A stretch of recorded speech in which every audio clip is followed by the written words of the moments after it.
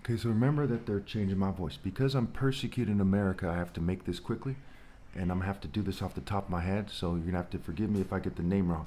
I believe that Abdul El Said has someone he's running with named Hassan Piker, who said that America deserves 9/11. Now let me tell you why it was fair for him to say it, and he was correct.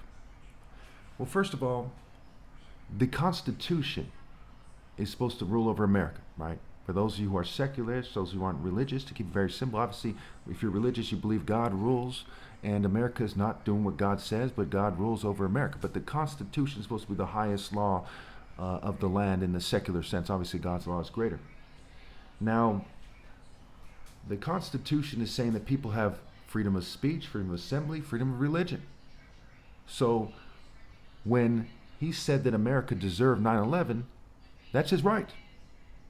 If he said that he thinks that people should sabotage, America, that's a different story.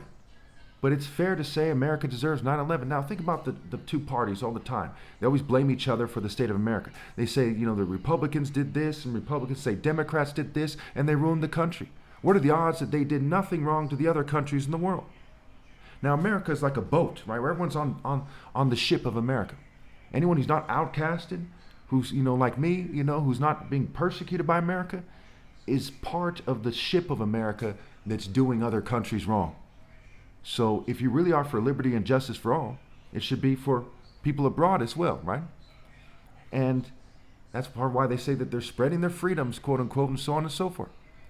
So if America did these people wrong and they're not holding themselves accountable again and again, people are suffering, people are dying, they're being raped, they're starving to death, all these horrible things are happening. Just like they're happening here in America because of America, the government and the people following them, people waving flags, blinding, following them, what have you.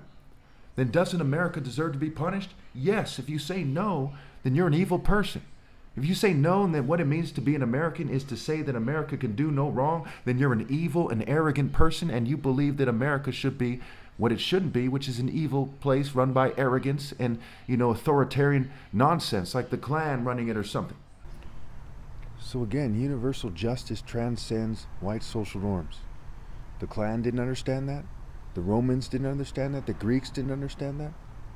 All throughout history, people all over the world didn't understand that. The Nazis didn't understand that. So, if a group of people, whether you're part of that group or not, or a nation does something wrong, it deserves to be punished. If they refuse to punish themselves and hold themselves accountable, if there's no groups punishing them, what have you, then they deserve to be punished. 9/11 wasn't enough to punish America for its crimes. Okay, that's the bottom line. These are facts now. These are facts. Is the government still corrupt? Yes. Did America learn this lesson? No. Was 9/11 necessarily a good thing?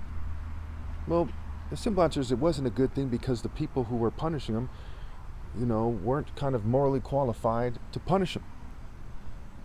But it's safe to say that America deserves to be punished to the extreme, and that's also what the Bible says. And they say one nation under God. Well, their own Bible says that it deserves to be punished. Isaiah 34. Matthew 7, right? The narrow path versus the broad path. America is one of the most populated countries in the world. You think the masses of Americans are going to heaven according to Matthew 7? No. So it is stupid for a bunch of people who are like just bootlickers to the status quo, who try to make things go smoothly, relative to the corporate agenda.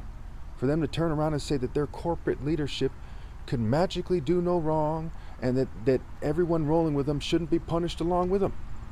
That's what it's saying. When you're saying that he can't say that they deserved 9/11, you're saying that people can't say that the corporate elite deserve to be punished along with everyone rolling with them. That's what it equals. That's what it's tantamount to saying. And there's no other way to look at it. So I would go as far as to say that every nation in the world right now deserves to be destroyed for rebelling against God. And for people to use these sort of proxy arguments, these sort of straw man arguments, to kind of try to set the stage for people to be cracked down on for saying that people deserve the just recompense for their iniquity as individuals and as groups is insane. People need to grow up. After all these years, they're still gaslighting people. They're still not mature enough to not gaslight people. They're still not mature enough to not take things out of context. They're acting like psychotic children. 1 John 2:15 proves them wrong to a T. It says, don't find your life in this world, especially in one of the top 5 most populated countries in the world. Especially in a populated country, top 5 or not. Don't find your life in the world. Whoever loves the world, love for the Father is not in that person. If anyone loves the world, love for the Father is not in that person. If they don't love God, they deserve to be destroyed, and they will be destroyed, as individuals or as groups. And I don't give a damn about the propaganda divisions of the government, or the Klan, or the Freemasons, or the military, or the Republican Party, or Democratic Party, or any idiots who be like, I don't like that he's saying that. You don't think that people have the right to tell the truth? You think that people should be forced to be a corporate slave? You are a fucking coward if that's what you think. You are a fucking coward if that's what you live. Period.